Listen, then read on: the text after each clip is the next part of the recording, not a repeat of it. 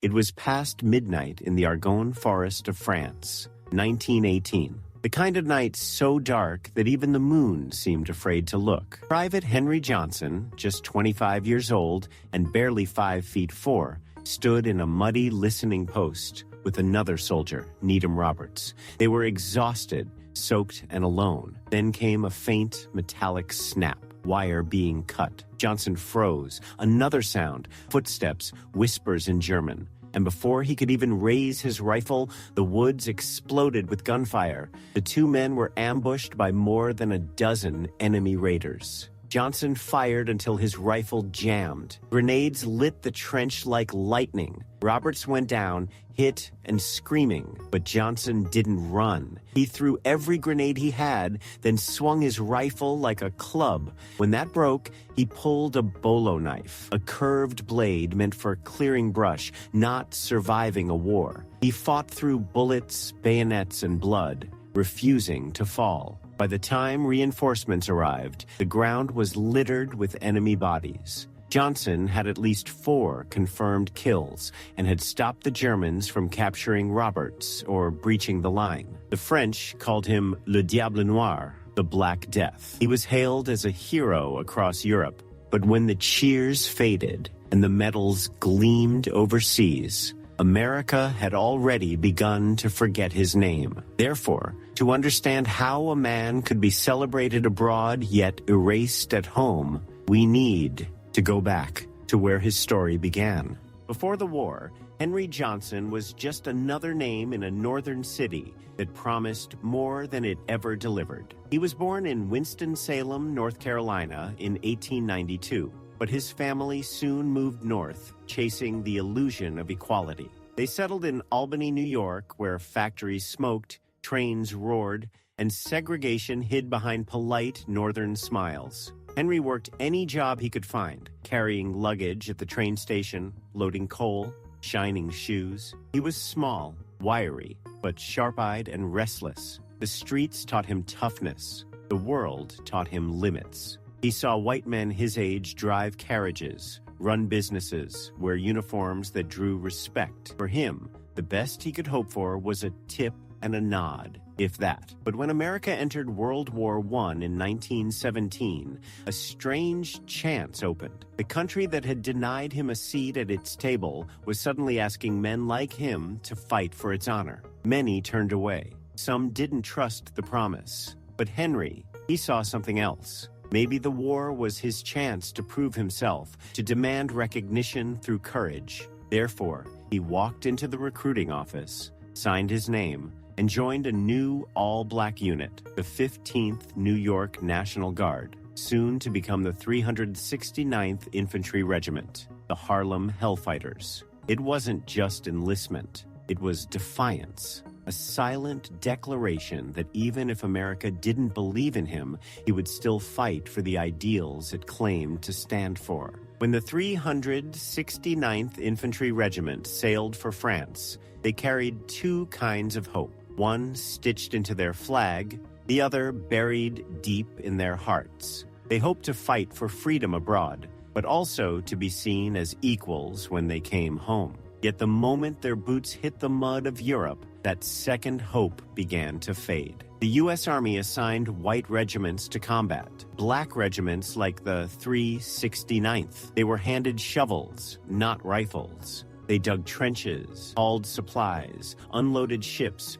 laborers in uniform. They were soldiers only on paper. But war doesn't always wait for permission. The French army, exhausted and bloodied, desperately needed reinforcements. When the U.S. refused to send white troops, they reluctantly offered the 369th. The French didn't care about skin color, only about courage. They welcomed the Hellfighters, armed them with French rifles and helmets, and sent them straight to the front. For the first time, men like Henry Johnson were treated as soldiers, not servants. They trained beside Frenchmen, ate beside them, fought beside them, and earned respect through discipline and grit. The French quickly realized these Americans from Harlem were different, fearless, tireless, proud. Among them, Henry stood out, short, wiry, always volunteering for the hardest assignments. The officers noticed. His comrades admired him. He had come to France to prove himself. Now, in the frozen mud of Champagne, that chance was coming. Therefore, when the call came for a two-man night watch deep in enemy territory, Henry didn't hesitate. He grabbed his gear, nodded once, and walked into the dark. May 15th, 1918. The forest of Argonne, silent except for rain tapping on helmets. Henry Johnson and Needham Roberts stood guard in a lonely listening post. Two men separated from their regiment by nearly a mile of mud and wire. The darkness was complete, the kind of black that swallows sound, light, and thought. Then, snap, a wire cut, another. Johnson stiffened. He whispered, "They're here." Moments later, flares burst overhead and the forest exploded with motion. A German raiding party, at least a dozen men, charged through the trees, rifles flashing. Johnson fired fast and true, emptying clip after clip. Roberts hurled grenades until shrapnel tore into his side. Within seconds, Johnson was fighting alone, but retreat wasn't an option. Behind him was his wounded brother-in-arms. Ahead, an enemy intent on capturing them both. So Johnson threw the last of his grenades, grabbed his rifle by the barrel, and swung it like a club. When the stock shattered, he reached for his bolo knife. The fight turned savage. A blade against bayonets, mud slick with rain and blood. Johnson stabbed, blocked, twisted, shouting until his voice cracked. A bullet tore through his arm, another through his hip, but he kept moving. When the enemy tried to drag Roberts away, Johnson lunged after them, knife flashing. He cut down one man, then another, until the rest fled into the dark. When reinforcements arrived at dawn, they found Johnson still on his feet, bleeding from 21 wounds, clutching a jammed rifle. At his feet lay 4 dead Germans.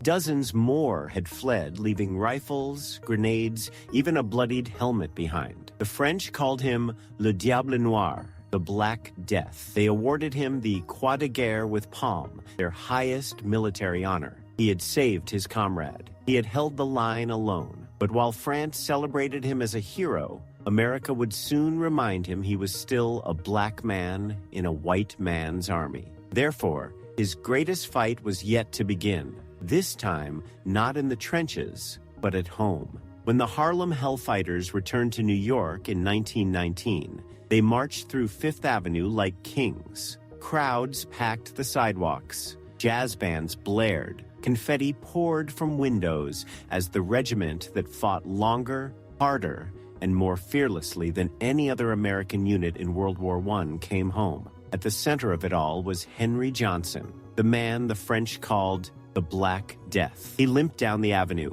medals gleaming, body aching, heart full. For the first time, he thought maybe his country had changed. But change is slow when prejudice runs deep. Once the parade ended, the applause faded, and so did the promises. Johnson, still recovering from more than 20 wounds, couldn't work steady jobs. He applied for veterans' benefits, but the Army claimed there were no records of his injuries. The government that sent him to fight now pretended he hadn't bled. Bills piled up. His health declined. He pawned his medals to pay rent. When he spoke at events, warning other black soldiers not to trust empty gratitude, some newspapers called him bitter, even ungrateful. He wasn't bitter. He was broken by pain, by neglect, by a system built to forget men like him.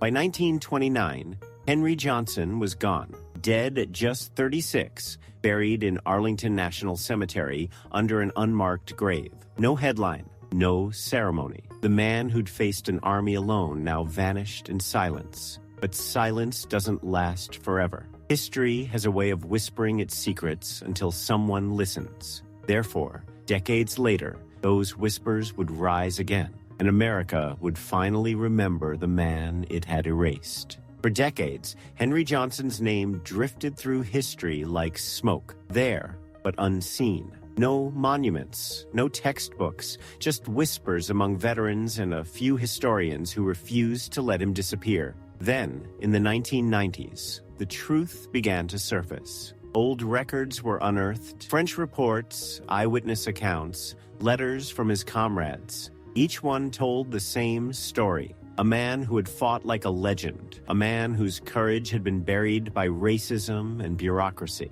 But uncovering the truth was not enough. America had to face its own neglect. Veterans groups and politicians began to push for recognition, arguing that Johnson's bravery had been ignored not by accident, but by design. The campaign took years, files lost, letters unanswered, administrations changed. Still, the voices grew louder, and finally, justice arrived. In 1996, Henry Johnson was posthumously awarded the Purple Heart. In 2002, he received the Distinguished Service Cross, America's second highest military decoration. And in 2015, nearly a century after his night of fire and blood, President Barack Obama awarded him the Medal of Honor, the nation's highest award for valor. As the medal hung from an empty uniform, Obama said, "Henry Johnson was one of the great warriors of his time. He fought against an enemy overseas